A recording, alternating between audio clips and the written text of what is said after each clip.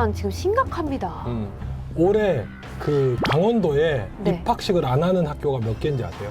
몰라요. 20개. 입학생이 없으니까 입학식 못 하는 거지. 입학생이 없어서 24개가. 정말 이거 심각합니다. 제가 또 오늘 워킹맘 컨셉이거든요. 네.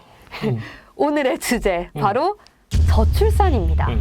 파격 그 자체입니다. 부영그룹이 지난 2021년 이후 출산한 직원 자녀에게 현금 1억 원을 지급하는 출산 장려책을 내놨습니다. 정말이지 통큰 복지 지원책인데요. 맞아요. 부영그룹 채용 공고 언제 나나요?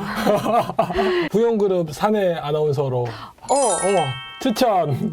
안 되나? 이거 너무 매경 방송에서. 일단 내용부터 살펴보죠. 부영그룹 이중근 회장님께서 실제로 2021년 이후에 태어난 그 직원들 자녀에 대해서는 한 명당 1억 원씩. 2명 나면 2억 원인 거죠.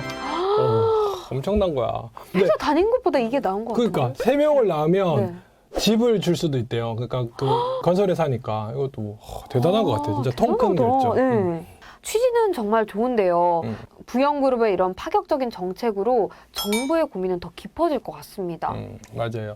어떻게 보면 저출산이라는 부분에서 적극적으로 제일 해결하고 고민해야 될 주체는 정부인데 이걸 이제 기업 차원에서 나서서 이제 해결하려고 애를 쓰는 거잖아요. 그러니까 이런 거예요. 긍정적 외부 효과, 부정적 외부 효과 들어보셨어요? 들어는 봤는데. 그러니까 의도치 않게 다른 사람한테 이득을 주는 걸 긍정적 외부 효과. 근데 피해를 주는 걸 부정적 외부 효과라고 해요. 그래서 부정적 외부 효과를 미치는 기업한테는 정부가 뭘 할까요?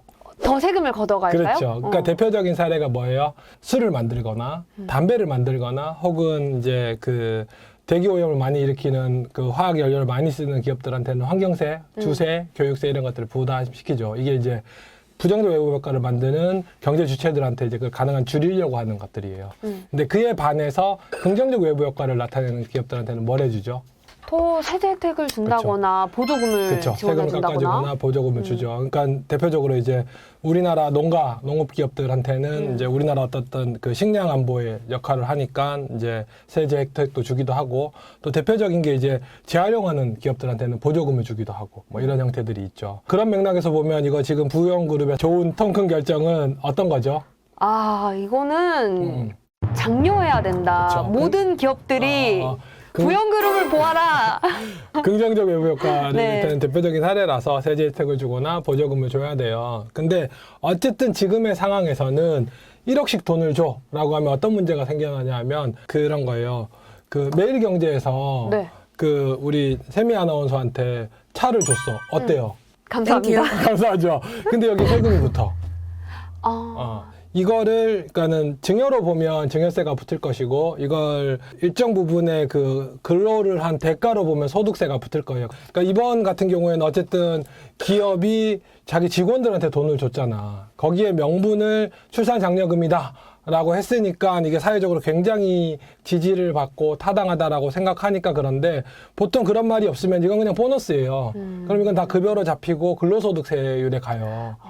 그러면 정부가 이런 출산 정책을 적극적으로 파격적으로 하는 기업들한테는 최대 깎아주면 되는 거 아니에요? 되게 좋은 첫 번째 사례가 된 거예요. 그러니까는 실제로 이 부분에 대해서는 기재부가 그 출산 양육 지원금에 대해서는 이걸 이제 송금 및 필요 경비로 인정해주자. 그러니까 예를 들어 이런 거죠. 그러니까는 뭐 전혀 업무와 무관한 일에 돈을 썼어. 그러면 이런 부분들은 사실은 그건 쓰면 안 되는 돈이니까 이거는 경비로 인정을 못 받아.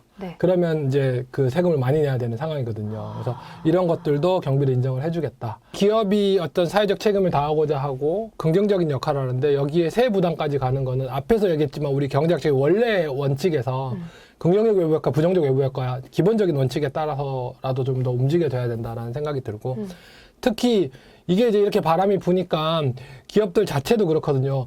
기업들도 뭐죠? 출산율이 떨어지면 장기적으로 실제로 직면하게 돼요. 10년 뒤, 20년 뒤 되면 자기들이 채용할 좋은 인력이 부족해질 거고 또 결정적으로 뭐죠? 사람이 없으면 물건 팔 데가 없어. 그래서 이거는 장기적으로도 긍정적인 역할을 할 수 있고 이제 이런 좋은 선례가 좋게 이제 정부도 적극적으로 호응해주고 지지해주면 이제 좋은 결과를 낳을 수 있겠죠. 근데 저는 그래서 이거를 단순히 증여세로만 인정해준다, 증여세를 비과세를 하자 정도 수준이 아니고 이거는 분명히 그 더 사회적으로 타당하고 장기적으로도 더 좋은 일이라서 더 나은, 더 과감한 세제 혜택을 줘야 된다라고 봐요.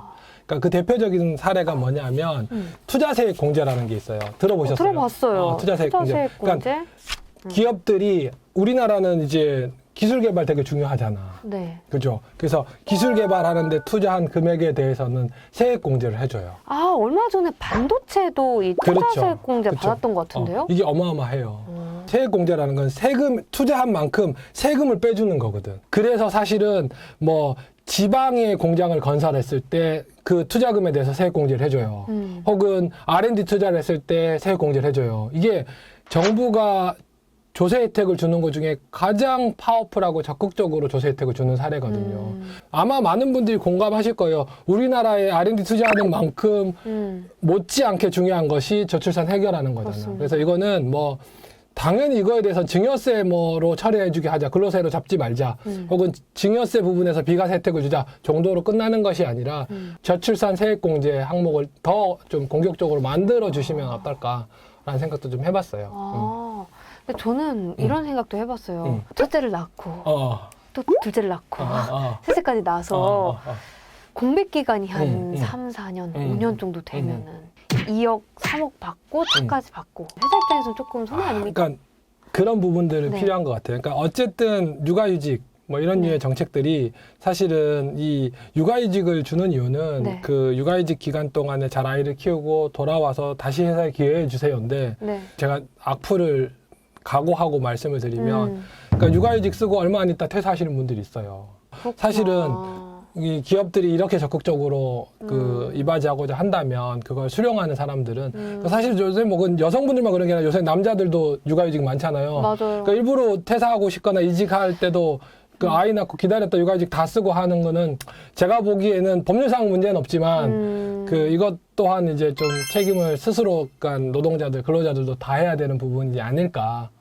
구속할 수는 없겠지만 서로 그런 부분들은 좀 필요하지 않을까 싶어요. 왜냐면 이렇게 좋은 취지를 가진 회사의 이익도 같이 올라가야지 맞아요, 또 맞아요. 직원도 살고 회사도 살고 두루두루 좋으니까. 맞아요. 저는 진짜 이 70명의 직원 자녀한테 1억씩 그 지원한다 그랬어요. 그런데 제가 보기에는 네.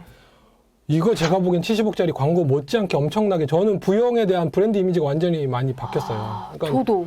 그래서. 그러니까 채용 공고. 채용 공고. 이것도 양질의 네. 채용도 할 수 있고. 그래서 요즘 저는 젊은이들이 결혼도 늦고 출산도 안 하는 이유가 사실 삶이 어려워서 맞아요. 그런 거거든요. 그래서 실제로 경제학회들에서도 지금에서의 어떤 출산 지원 정책은 실제로 아이들을 키우고 양육하는 비용에 비해서는 특히 기회비용까지 고려하면 너무 적다. 맞습니다. 그거는 사실은 뭐 하는 사람들한테 약간의 이득을 줄 뿐이지 출산을 안 할 사람들이 할 수 있을 만한 충분한 유인은 되지 못한다. 그러니까 진짜 이런 류의 파격적인 정책이 좀 사실은 필요하긴 해요. 회장님 사랑합니다. 이건 뭐 더 멘트를 달 수 없죠. 이건 누가 뭐 해도 여기에 굳이 뭐 프로 불편러들이 아닌 이상은 뭐 이거에 대해서 부정적으로 얘기할 수는 없을 것 같아요. 네, 오늘 이슈를 있다에서는 부영그룹의 파격적인 저출산 정책에 대해서 파헤쳐 봤습니다. 저희는 다음 이 시간에 또 만날게요. 안녕! 안녕!